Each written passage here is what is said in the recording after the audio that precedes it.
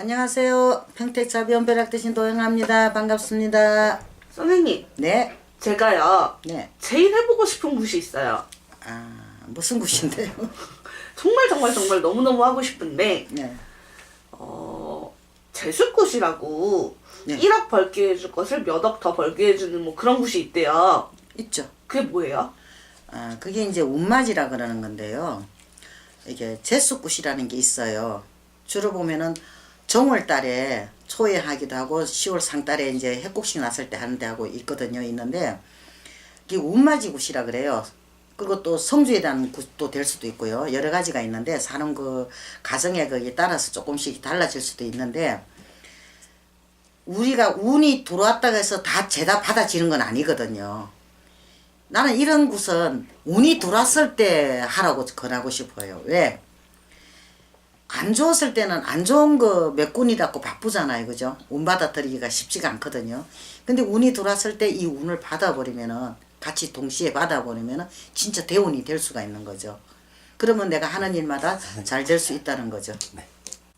선생님, 그러면 그 정월이면 지금 하는 굿인가요? 이제 지금도 하지만은 중간중간에도 하는 경우 많아요.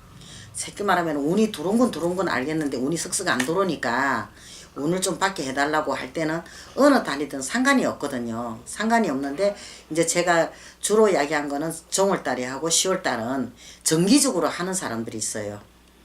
그때 되면은 이게 운맞이를 하신 분들이 꼭 하게 되거든요.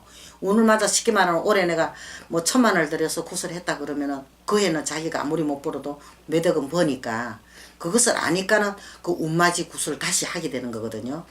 그 사람들은 고정적으로 정월달이나 10월달이나 정해놓고 하시는 분이 있고 또 그걸 몰라가 사업적으로 어려움이나 있거나 내가 운이 들어왔는데도 운을 못 받아쳐가지고 힘든 분들 있잖아요.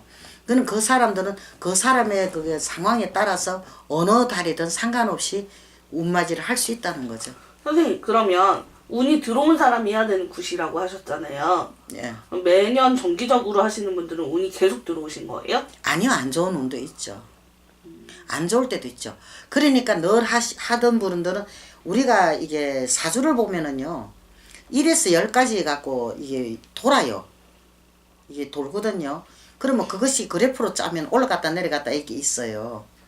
그러면 사람이 늘 좋은 일만 있으면 누가 고단한 사람이 어디가 있겠어요. 그죠? 그런데 그 사람들도 내리막길이 있어요. 그걸 알기 때문에 내리막길 때는 더 정성을 쏟아요. 올리려고. 이게 올해는 요거 메꾸는 것만 갖고 더 이상 손해 안 보고 메꾸는 것만 갖고 가는 거 있고 한 해는 또 왕창 벌어서 또 그것도 메꿔지는 경우가 있고 이게 들쑥날쑥 하는 게 있죠. 있으니까 거기에 따라서 그게 운맞이가 들어가는 거예요.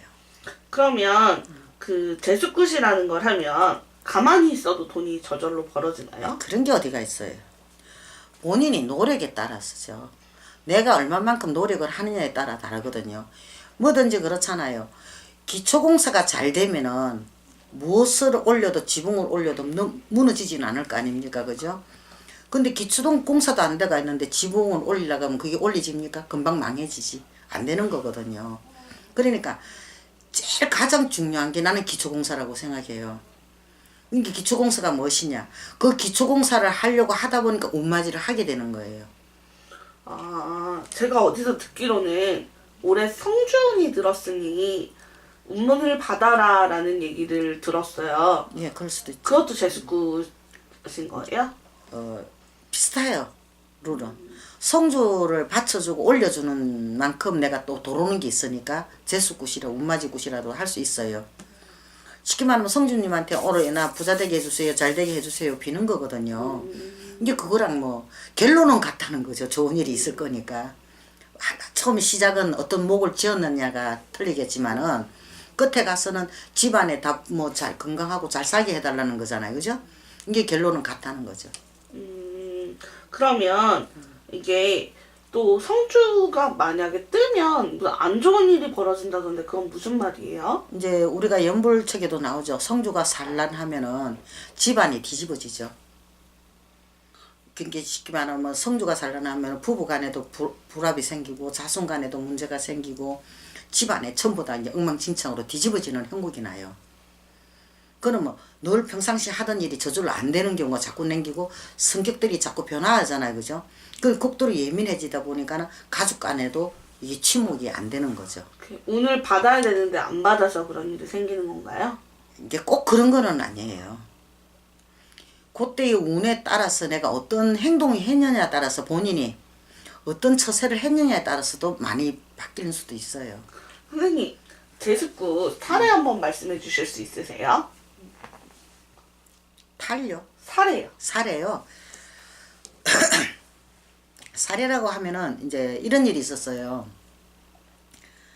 진짜 빵빵하게 잘 나가는 사람인데 어느 순간에 한순간에 밑바닥을 친 거예요. 그 사람이 밑바닥을 쳐가지고 진짜 이제 막 이게 뭐 월세방 하나 얻어가지고 못 먹고 살 정도가 된 거예요. 그런데 이제 우연히 나하고 이제 만나게 된 거예요. 만나서 이제 점사를 보게 되는데 내가 그랬어요. 어디 장소에 가서 네가 살기를 되면은 좋은 인연을 만나서 네가 다시 일어설 수 있는 기회가 올 것이다 라고 설명을 했죠. 근데 그 당시 그 사람이 운맞이할 형편이 안 되니까 걱정이 태산 같았었거든요. 그랬는데 어떻게 해가지고 그 운맞이를 하게 됐어요. 그 사람을. 네가 운을 맞으면 그런 일이 생길 것이다 했거든요. 그런데 그 당시에 큰 돈은 이제 못 만들고 적은 돈 갖고 그 운맞이를 했어요. 쉽게 말하면 무료 흉내내는 식으로 했는데 진짜 나도 그거 보고 진짜 놀랐어요. 인연을 만난 거예요. 무엇을 했냐면은 애들하고 먹고 살다 보니 어디 가서 가게 없고 뭘 할 게 없으니까 밥을 먹고 살아야 되니까 그 길거리에서 호떡 굽는 거 있죠. 그거를 시작을 했어요. 그 기계 빌려서 하는 거거든요. 그게 투자가 안 들어가니까. 그걸 굽고 있는데 옛날 옛적에 어릴 때부터 한 동네에 같이 자라던 친구를 거기서 만나게 되는 거예요. 그 네가 웬일, 네가 왜 이러고 있냐. 그 잘 먹고 잘 사던 집이니까 빵빵거리던 네가 왜 이런 호떡 장사를 하고 있나 이렇게 된 거예요. 그러니까 그 앉아서 이제 뭐 서로가 이제 반갑다고 이야기하고 울고보고 하다 보니까 그때 돈으로 지금 한 15년쯤 됐는데 서슴없이 5천만 원을 내놓은 거예요. 그 사람이. 이거를 가지고 너 애들하고 같이 한번 일어서가 먹고 살아보라고. 형편이 되면 갖고 아니면 말아라. 이게 그런 식으로 그 인연이 돼가지고 그 돈 갖고 이제 가게 식당도 차리고 해가 일어서고 이제 지금 잘 살고 있어요. 아, 그래서 제가 제수굿이 정말 하고 예. 싶은데요. 그때 그게 제수굿이었거든요. 제수굿이었는데 이제 내 나름대로는 그 사람의 그게 잘 되게끔 진짜 그렇게 했는데 그게 맞아 떨어진 거죠. 선생님, 그러면 객관적으로 예. 제가 제수굿을 할 시기가 됐나요?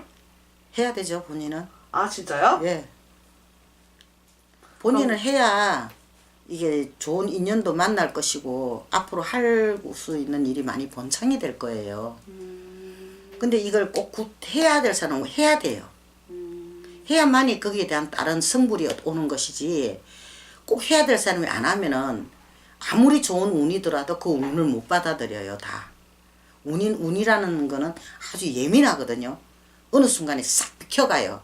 근데 나쁜 운은 어떻게 해요? 대문 앞에 대기해가 있어요. 이게 좋은 대운이 나쁜 운으로 역으로 돌아갈 수도 있다는 이야기가 되죠. 그러니까 너무 무리한 거 아니면은 이게 쉽게 말하면 올해 좀 대운맞이 나쁜 거 좀 삼재팔랑 걷어내고 대운맞이 좀 하라 할 때는 좀 하면은 아마 도움이 되지 않겠습니까? 네, 선생님 오늘 제수굿에 관한 말씀 감사합니다. 네.